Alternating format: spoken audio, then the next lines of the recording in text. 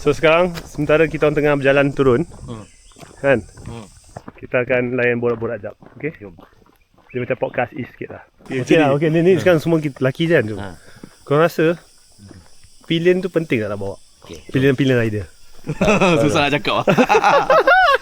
Aku bersama dua orang yang dah berkahwin tau. Sebab itu dia orang susah sikit. Okey, bagi saya nak jawab. Dia nak jawab? Okey, okey. Ada jawab dulu. Sebenarnya dulu saya selalu bergerak solo. Saya pergi mana-mana sampai ke Thailand semua gerak solo kat belakang. Tapi bila saya ada pilihan ni, satu benda yang boleh dikatakan sangat menyeronokkan sebab korang boleh bergurau senda kat atas motor tu tau. Bergurau senda. Lepas tu kalau kita minta tolong nak air, dia tolong ambilkan. So Okay, dia ada plus point lah.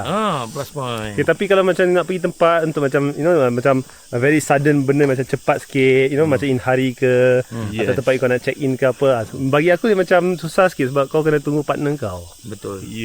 Tu bagi aku lah. Cost double sikit lah. Cost double. Kalau seorang lagi sedap lah bawa motor, lagi seronok bawa motor tu ringan. Betul. So bila ada pilihan, satu lagi is berat sikit. Betul, satu lagi is sebab batasan lah. So kita tak boleh nak bergurau. Kadang-kadang kita ni lelaki tipu lah, tak bergurau pasal awek, janda apa semua kan. Tapi bila ada wife ni tak boleh cakap. Janda tak. Kita tak bergurau pasal janda. Tak, kau je. Kau je. Kita tak ada. Dia cerita pasal anak dara je.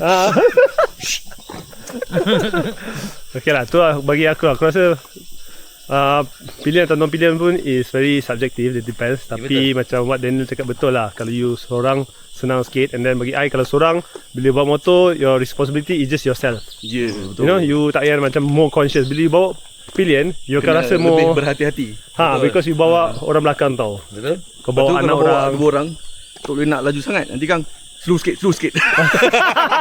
Kau belakang kena tepuk lah. Slow sikit. Tapi dia ada warning lah. Kau slow sikit okey. Tapi dia main jiwa tu. Dia cakap apa tau? Cakap apa? Ingat baby. Itu lagi parah. Ingat baby dalam perut. Terus tekan break.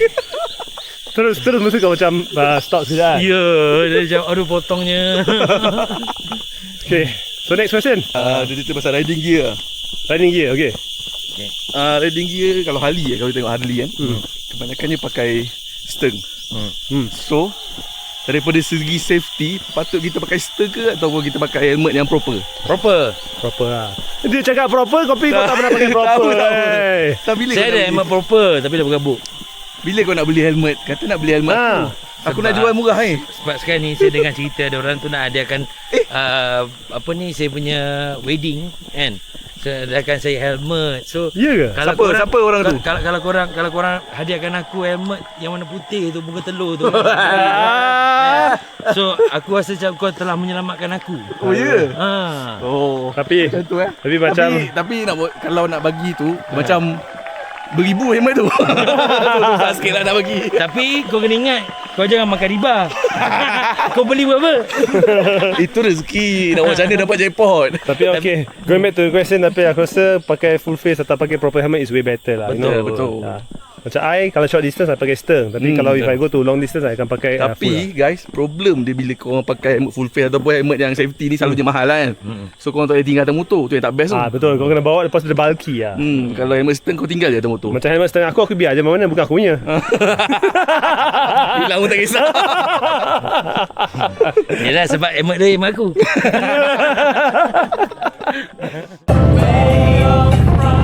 Baju RPM. Dia baju RPM.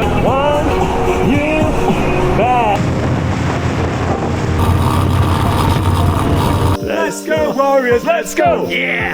Ni beli kat Lina. Sesuai lah.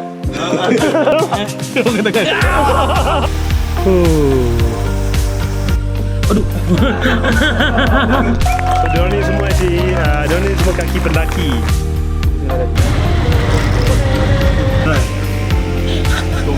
Okay, here we are again.